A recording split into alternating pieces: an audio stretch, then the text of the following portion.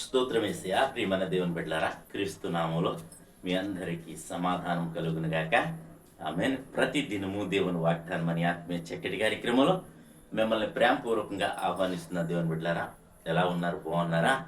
ఉదయాన్నే లేచారా? ప్రార్థన చేసుకున్నారా? కాసేపైనా దేవుని వాక్యాన్ని మీరు చదువుకున్నారా? ప్రభు మీతో మాట్లాడి మిమ్మల్ని బలపరిచారా?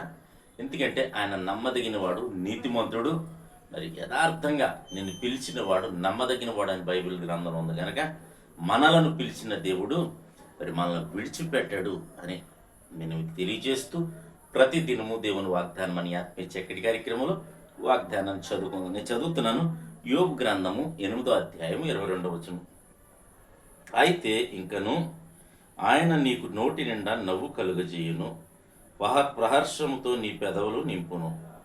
ఈ పెదవులను నింపును. దేవునికి చక్కటి వాగ్దానం ద్వారా మరి మన యోబు జీవితం చూసినట్లయితే మరి చాలా విచారకరంగా, చాలా దయనీయంగా, మరి తనకున్న ఆస్తి అంతా పోయింది, బిడ్డలు పోయారు, మరి పాడి పంటలు అన్నీ పోయినాయి, మరి తన ఆరోగ్యం పోయింది, అన్నీ కోల్పోయాడు. అన్నీ కోల్పోయినప్పటికి కూడా మరి యథార్థతని విడిచిపెట్టలేదు. యథార్థతని విడిచిపెట్టినప్పుడు మరి తన ఫ్రెండ్స్ లేదా తన స్నేహితులు ఈ విధంగా అంటారు, ఆయనకి నోటి నిండా నవ్వు కలుగజేస్తాడు. ఎందుకంటే యథార్థత.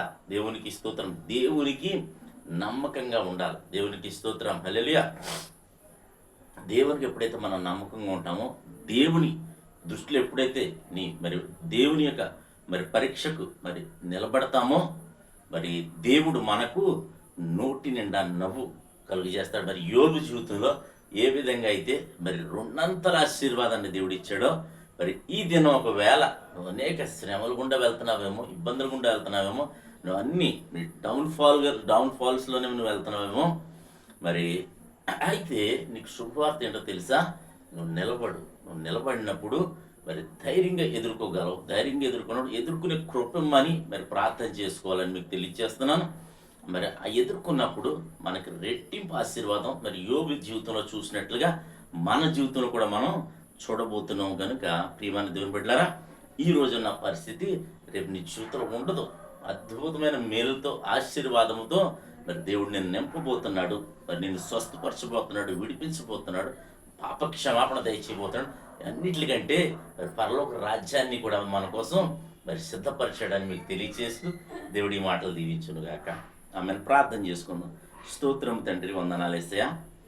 ప్రతి దినము దేవుని వాగ్దానం అని ఆత్మీయ చక్కటి కార్యక్రమంలో తండ్రి మీరు ఇస్తున్న వాగ్దానం బట్టి స్తోత్రాలు. ఎంతమంది ప్రజలు యూట్యూబ్ ద్వారా, షేర్ చేయడం ద్వారా, ఫేస్బుక్ ద్వారా, ఈ రోడ్డు మార్గం వెళ్తూ చూద్దాం వారు అందరి జీవితాల్లో నా తండ్రి ఈ వాగ్దానాన్ని మీరు నెరవేర్చమని ప్రార్థిస్తాను. నీ బిడ్డల పట్ల కృపను అనుగ్రహించమని ప్రార్థిస్తాను. స్వస్థతను అనుగ్రహించమని ప్రార్థిస్తున్నాను. విడుదల ప్రభా నేను నీ యొక్క అభిషేకం ప్రతి ఒక్కరిపై దయచేయమని ప్రార్థిస్తాను.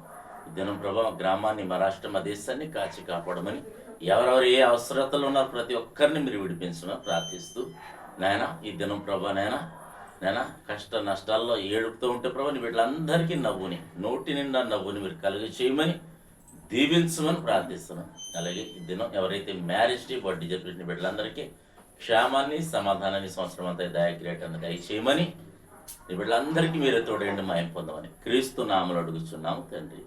ఆమేన్. నేను నమ్ముతున్నాను ప్రియమందిని బిడ్డలారా, ప్రభు మనందరితో మాట్లాడి మనం బలపరిచిన విధానం బట్టి ఆయన స్తుతించండి, ఆయన ఘనపరచండి. అలాగే వీడియోని లైక్ చేయండి, షేర్ చేయండి, ఛానల్ సబ్స్క్రైబ్ చేసుకోండి. దేవుడు నిన్ను కుటుంబాన్ని దీవించునుగాక. ఆమేన్.